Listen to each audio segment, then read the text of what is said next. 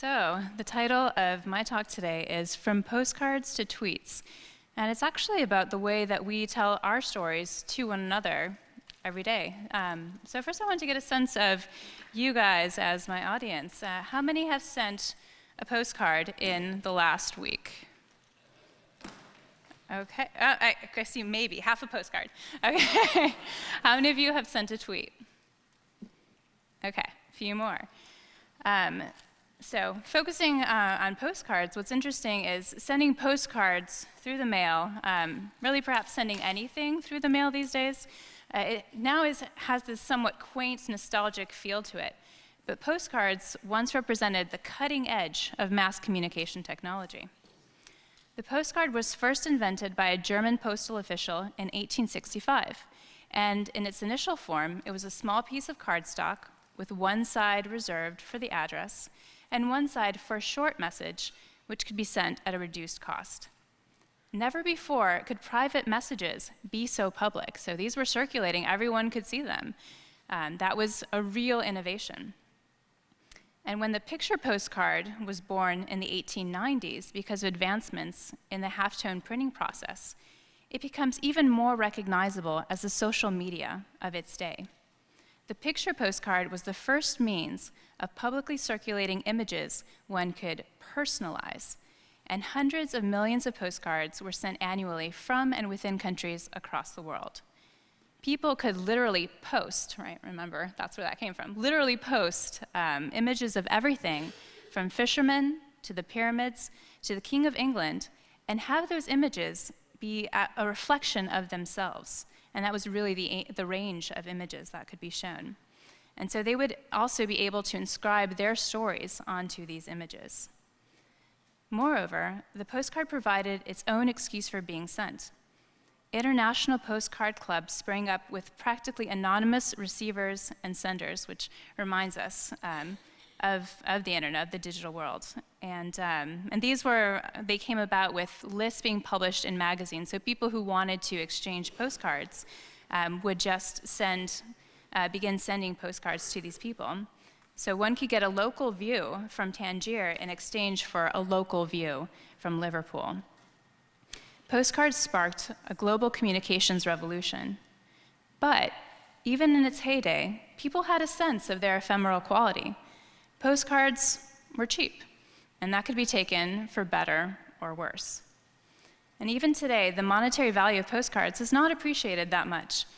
The images I'm about to show you are from my collection, and none of these postcards were more than a few dollars each, even though they're over 100 years old. So what value do postcards actually have, especially as we've been talking a lot about this grand narrative, and it would seem that postcards and that sort of social media seems to be the opposite.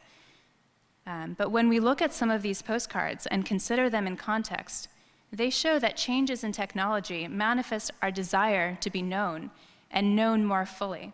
This is the postcard's most potent message.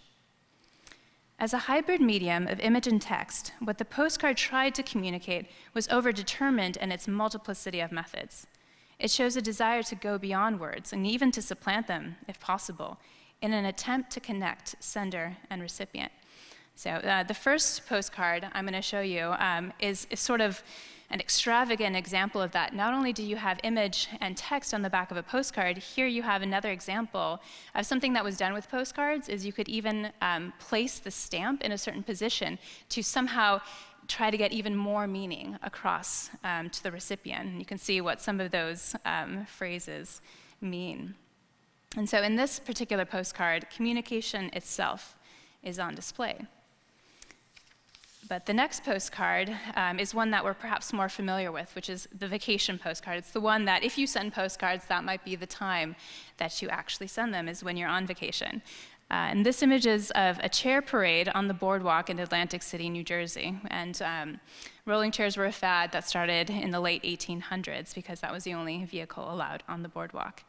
And so the back of this image says, "This is what my sister and I will be doing in a few moments."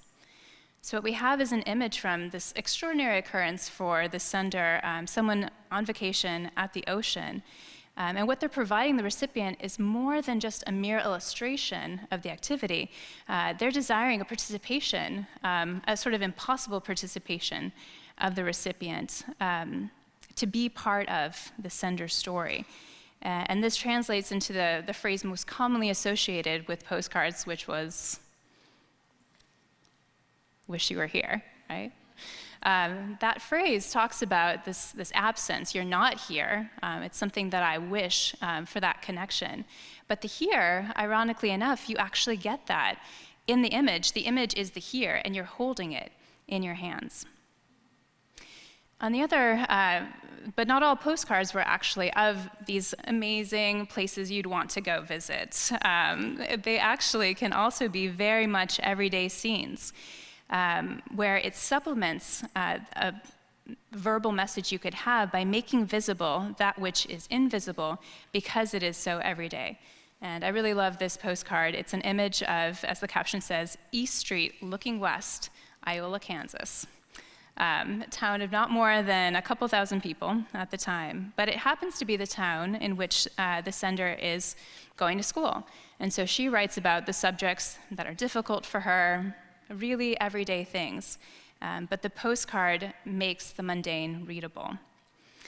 The other thing that the postcard does is it heightens emotions, as we see in the next postcard. Here we have the sender of this postcard cleverly connecting image and text in a postcard addressed to a Miss Nellie Davis. The image on the front shows a man listening to a woman playing piano, and we have the caption enraptured. Perhaps he's more enraptured with her face than the actual playing, as he's kind of just looking over at her. And he creates, presumably he creates a textual parallel by writing, quote, "That's the way I'd feel if I should hear from you." He's playing off the image. It allows him to say what he doesn't say in his message on the back of the postcard. The text there merely asks how school is going for her and mentions that he hasn't found a job yet. Some things never change. Yeah. But sometimes images don't really have any correlation to the writing on the back.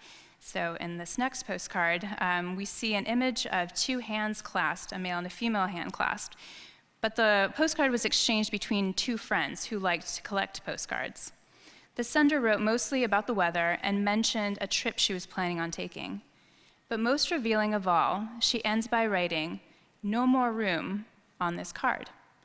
And that's actually a really common phrase, ironically enough, to write on a postcard, that this is all I could fit on the back of a postcard. And it's ironic because, of course, that takes up space, the already small space on the back of the postcard.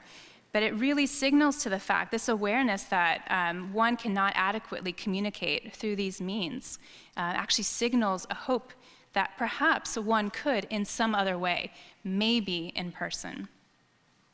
And so we often have this fear that pervades that social media will replace human interaction in some sense. But no matter how advanced technology gets, it carries its own failure within itself. I see that failure, actually, as a possibility because it can highlight our desire to connect. Even in something as trivial as a postcard, or I would add a tweet to update the medium, desire, failure, and hope are all enacted over and over again on a daily basis. In the very last postcard image I want to show you, I can't quite see the writing, but the image itself is sort of a typical, very decorative image of a yellow rose, and then you have a short little verse at the top of the postcard, which is interesting because it demonstrates, again, an awareness of the inadequacy of communication through this medium. It says, "'Tis all in vain we strive to say our greeting in some newer way. The same old words will always start from heart to lip, from lip to heart." These lines may be sentimental, but there's real pathos in our inability to use any other materials to communicate besides the ones we've been given, and the new arrangements, however varied and fascinating, of those materials. This is the ephemera that makes up our lives. It's part of being human. However, the possibility of transcendence exists in our recognition of that failure rather than a rejection of the materials. as well as in the knowledge that in communicating, we must be met by the recipient. Thank you.